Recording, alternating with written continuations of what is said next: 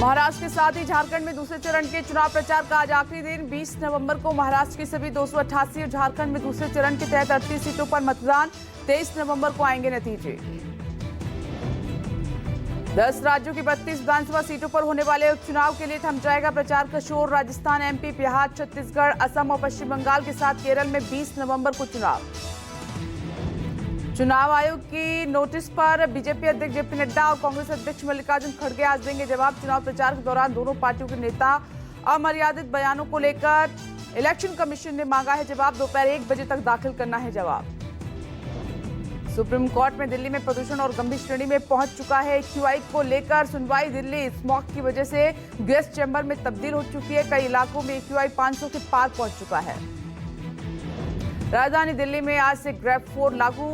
10वीं और 12वीं को छोड़ सभी क्लासेस के लिए स्कूल बंद। जरूरी और आवश्यक सामानों की सप्लाई को छोड़ बाकी ट्रकों की एंट्री बंद। सुबह 8 बजे से प्रभावी होगा ग्रेड 4। दिल्ली में खतरनाक स्तर पर पहुंच चुके प्रदूषण को लेकर आज हाई लेवल मीटिंग। राज्य के पर्यावरण मंत्री गोपाल राय ने सभी संबंधित विभागों के साथ दोपहर 12 बजे सचिवालय में करेंगे बैठक। 1 बजे दिल्ली सरकार की प्रेस कॉन्फ्रेंस। दिल्ली एनसीआर में प्रदूषण के बीच ठंड का प्रकोप भी शुरू। मौसम विभाग के मुताबिक आज से बढ़ेगी ठंड। 20 नवंबर तक छाया रहेगा घना कोहरा।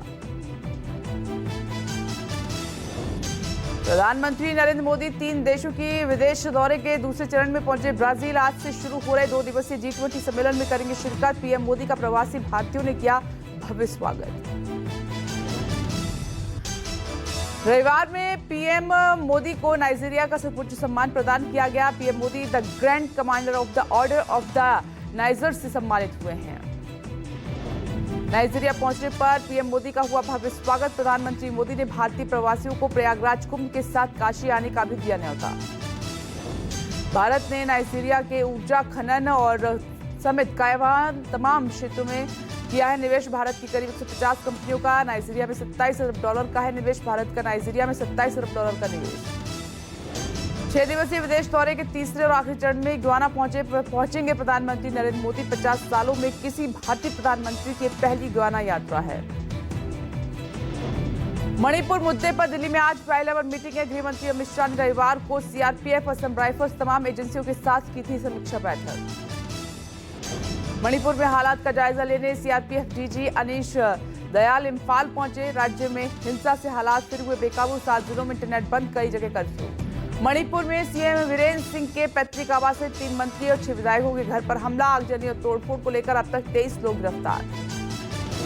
मणिपुर में फिर भड़की हिंसा पर हमलावर हुई कांग्रेस। दिल्ली में पार्टी नेता जयराम रमेश दोपहर 12 बजे करेंगे प्रेस कॉन्फ्रेंस।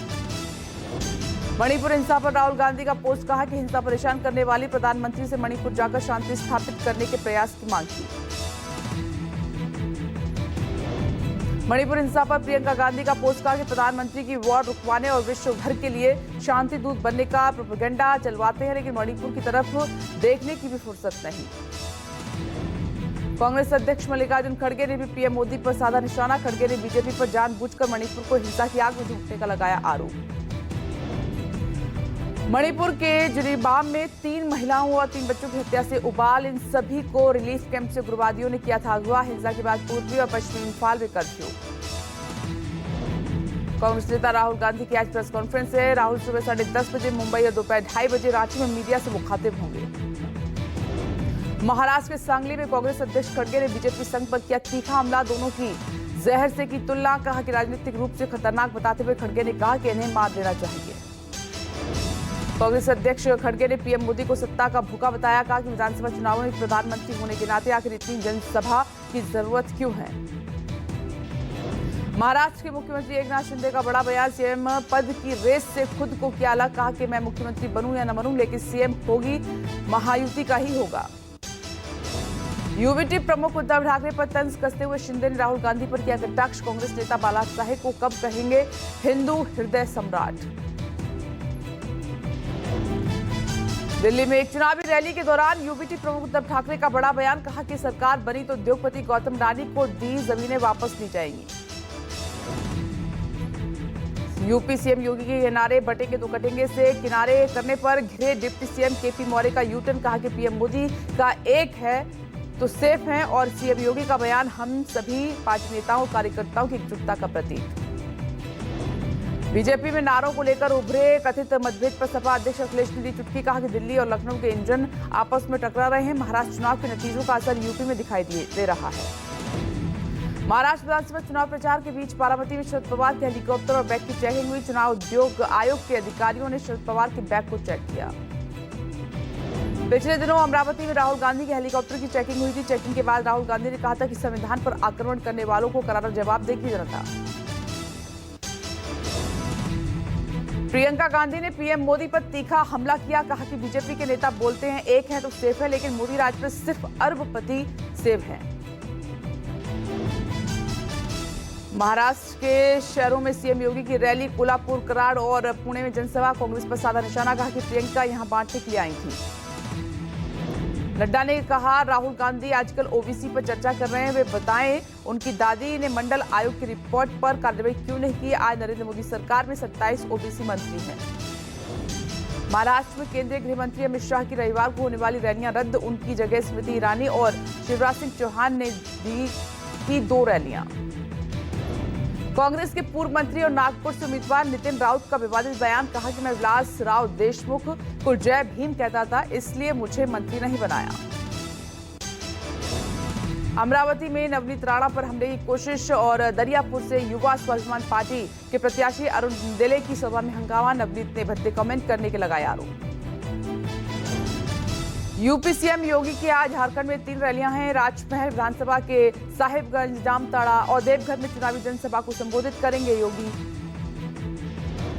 कैलाश गहलोत ने छोड़ी आम आदमी पार्टी। अरविंद केजरीवाल को लिखी चिट्ठी। कहा कि केंद्र से लड़ाई करने में वक्त जाया करती है दिल्ली सरकार।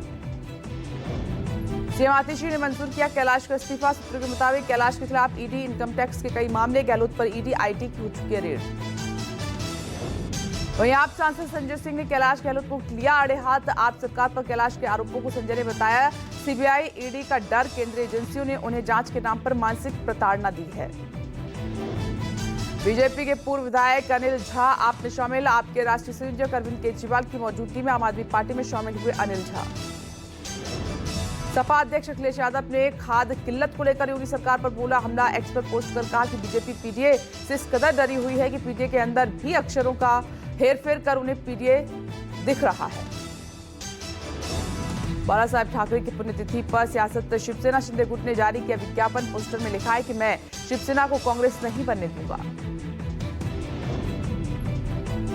कंसर्ट में गाने।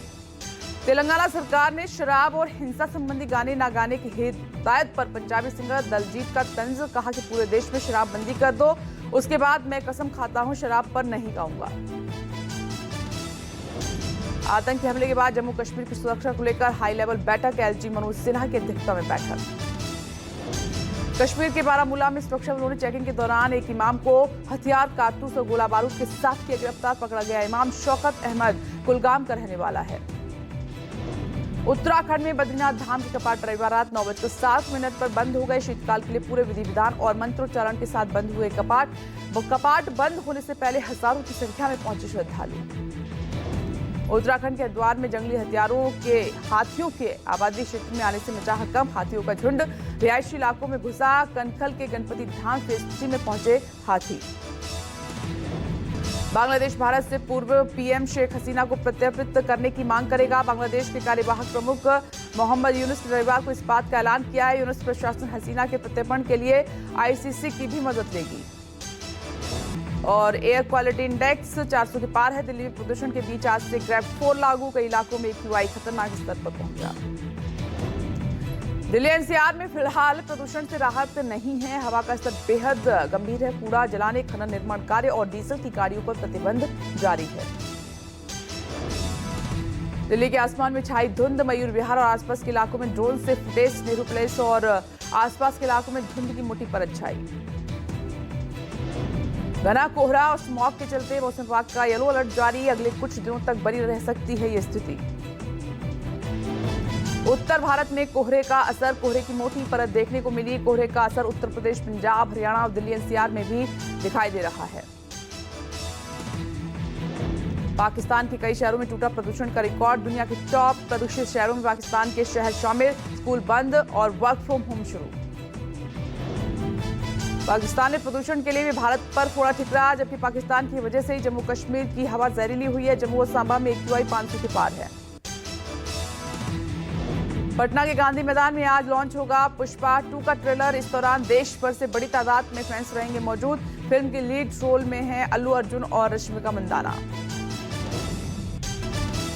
राणा दग्गुबाती और तेजा महेश बाबू की फिल्मों का मजाक उड़ाने पर ट्रोल, और दग्गुबाती ने दी सफाई, कहा कि उनका इरादा किसी को चोट पहुंचाने का नहीं था, उन्होंने बातें सिर्फ मजाक में बोली हैं।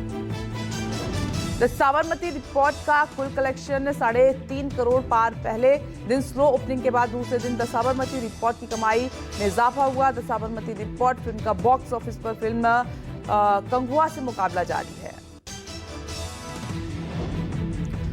भारतीय स्टेट बैंक $1.25 बिलियन यानी कि 10,552 करोड़ रुपए का लोन लेगा। खबरों के मुताबिक loan Gujarat international finance tech city branch के जरिए जुटाया जा रहा है। अमेरिकी टेक कंपनी मेटा पर फेसबुक के मार्केट प्लेस को अवैध रूप से फायदा पहुंचाने का आरोप। यूरोपियन यूनियन ने $840 मिलियन का जुर्माना लगाया। भारतीय रिजर्व बैंक ने बैंकों को लेकर DSIB लिस्ट जारी की है। देश के 3 टॉप बैंकों को लिस्ट में जगह मिली है। State bank of India, HDFC bank और ICICI बैंक महत्वपूर्ण बैंक में शामिल हैं। बिहार में प्याज के स्टोरेज हाउस खोलने के लिए राज्य सरकार देगी 4.5 लाख रुपए की सब्सिडी और 25% राशि का भुगतान करने के बाद सरकार बाकी रकम सब्सिडी के तौर पर देगी। और FSSAI ने सभी ई-कॉमर्स और क्विक कॉमर्स कंपनियों को कड़े निर्देश जारी किए हैं। कहा कि कंपनियां केवल ऐसे खाद्य पदार्थों की ही बिक्री करें जो कम से कम 45 दिन तक खराब नहीं होते हैं। जलवायु संकट को नहीं मानने वाले क्रिस राइट होंगे ट्रंप के नए ऊर्जा मंत्री। पर्यावरणविदों की बढ़ी चिंता। अमेरिका ने भारत को लौटाई 1440 प्राचीन वस्तुएं और लौटाने वाले सामान में मूर्तियां भी शामिल हैं। 84 करोड़ रुपए से अधिक की है कीमत।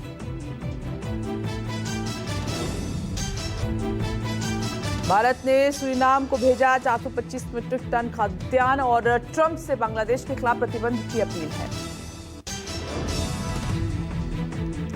दुनिया भर में लोकप्रिय सरोद वादक आशीष खान का निधन। अमेरिका के अस्पताल में 84 साल की आयु में ली अंतिम सांस।